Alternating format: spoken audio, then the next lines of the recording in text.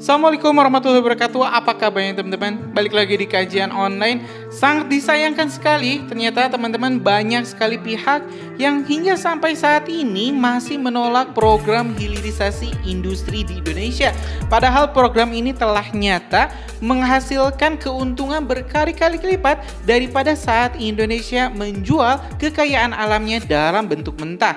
Ya teman-teman, banyak sekali ini anggota DPR yang ternyata juga mempertanyakan terkait hilirisasi. Bahkan ada juga seorang profesor yang terang-terangan meminta Pak Prabowo untuk tidak melanjutkan hilirisasi, yaitu program yang ditinggalkan oleh Pak Jokowi. Lalu bagaimana teman-teman respon Pak Prabowo terkait permintaan desakan dari kekuatan-kekuatan elit-elit politik di Indonesia yang sepertinya memang telah dicuci otaknya oleh dolar ataupun euro dari Eropa. Ya, teman-teman, di video ini kita bakal sama-sama menyaksikan jawaban Menhan Prabowo atau Presiden terpilih Republik Indonesia terkait desakan-desakan dan juga bagaimana pentingnya hilirisasi bagi Indonesia. Oke teman-teman, tanpa panjang lebar lagi, kita langsung saja simak pernyataan dari Presiden terpilih Republik Indonesia terkait program hilirisasi. Ini sudah dilaksanakan di Brazil dan sebagainya. Kapasitas kita ada. Jadi saya sangat optimis dalam waktu dekat kita bisa memperbaiki nasib orang-orang miskin kita. Oke. Tentunya kunci terakhir adalah tadi hilirisasi. Ya, saya diberi tahu oleh para pakar ada satu kilang minyak di Jepang. Dia menghasilkan 70% BBM untuk rakyat Jepang. 30% adalah limbah. Limbah ini diserap oleh 40.000 pabrik di Jepang.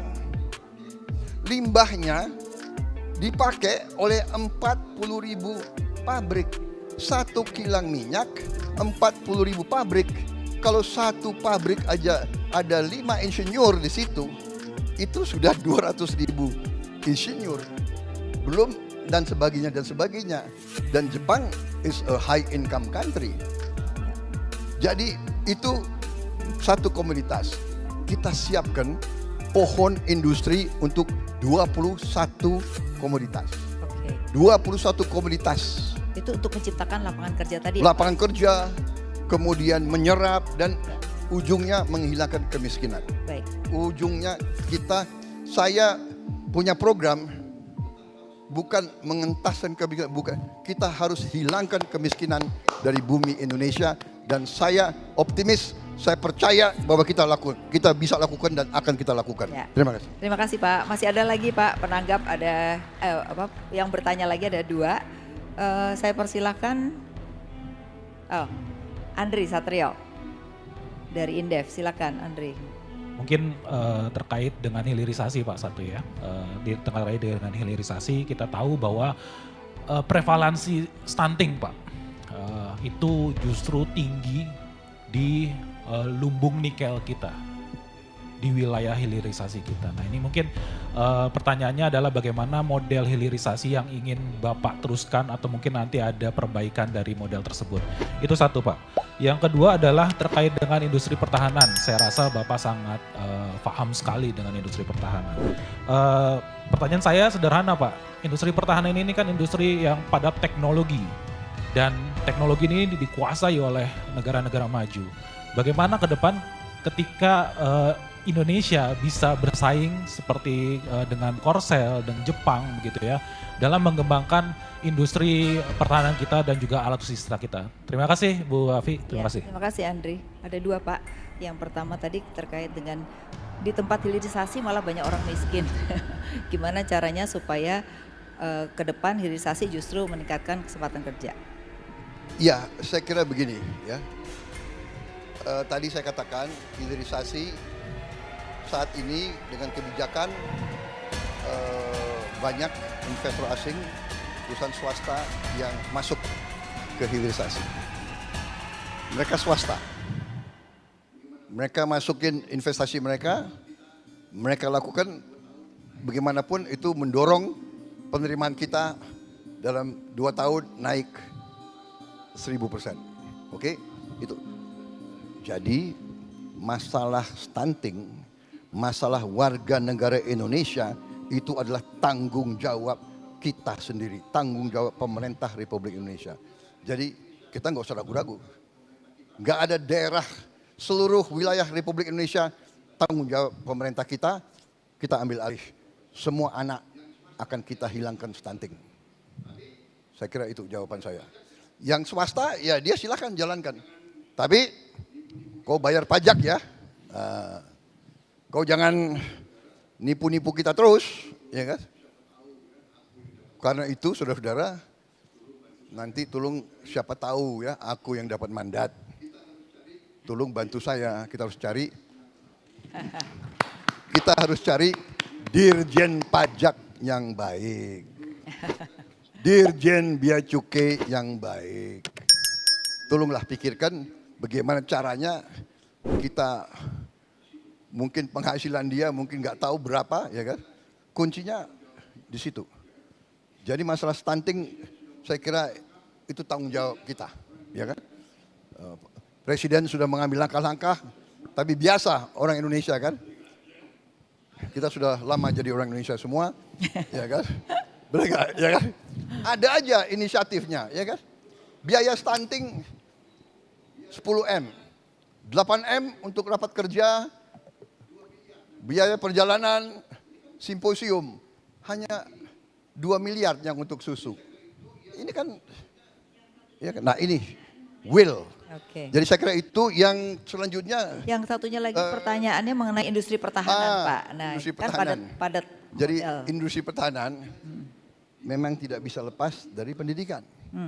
Jadi yang terjadi di abad ke-21 ini adalah suatu revolusi yang namanya revolusi STEM.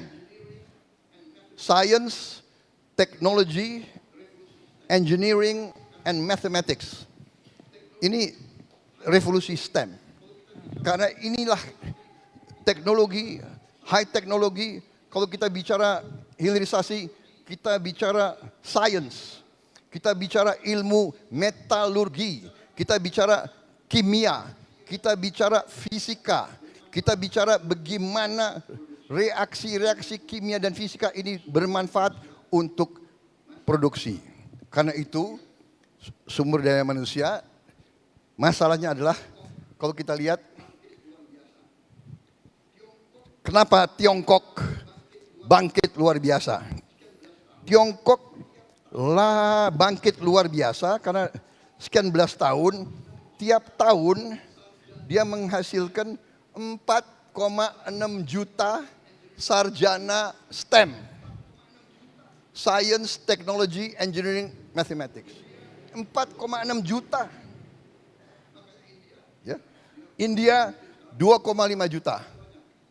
Makanya India ya dia banyak orang miskin sekarang tapi orang pintarnya banyak.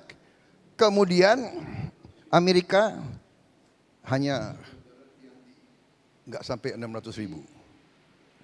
Jadi saudara-saudara hati-hati. Dalam arti kalau ini jalan lagi 10-20 tahun, kita bisa lihat kenapa Tiongkok begitu cepat perkembangannya. Jadi kita pun harus investasi besar-besaran dalam pendidikan, terutama pendidikan STEM. Ya. Dan kita nggak usah terlalu minder. Ya, kita ketinggalan. Ya, kita banyak stunting. Sekarang kita akan selesaikan stunting. Saya optimis.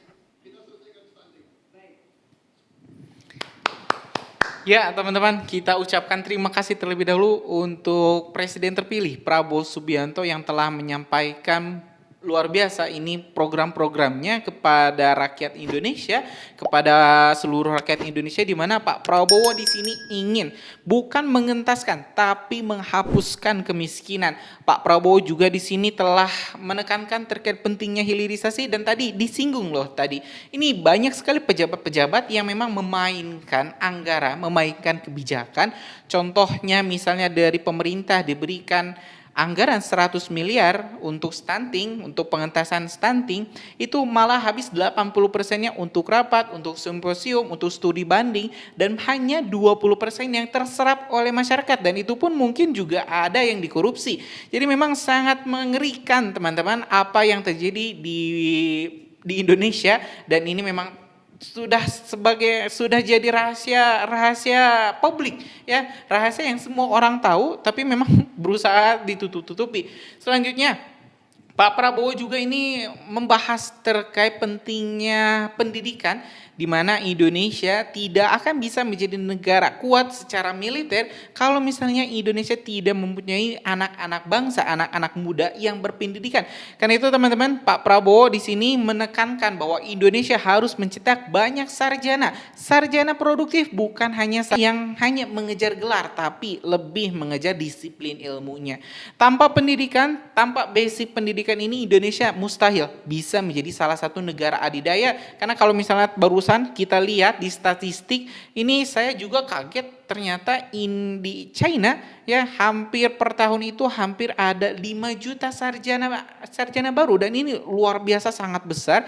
Kalau misalnya kita barusan lihat Indonesia di grafiknya itu hanya 195.000 ya sarjana STEM Revolution yang barusan Pak Prabowo sebut.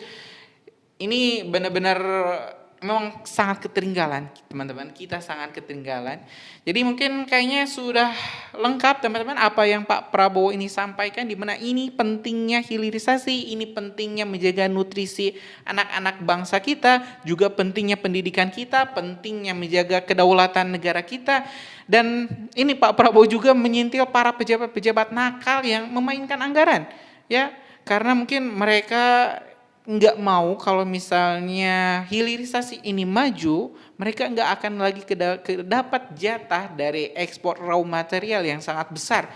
Ya mungkin itu teman-teman informasi kita hari ini. Terima kasih telah menyaksikan video informasi dari Kajian Online.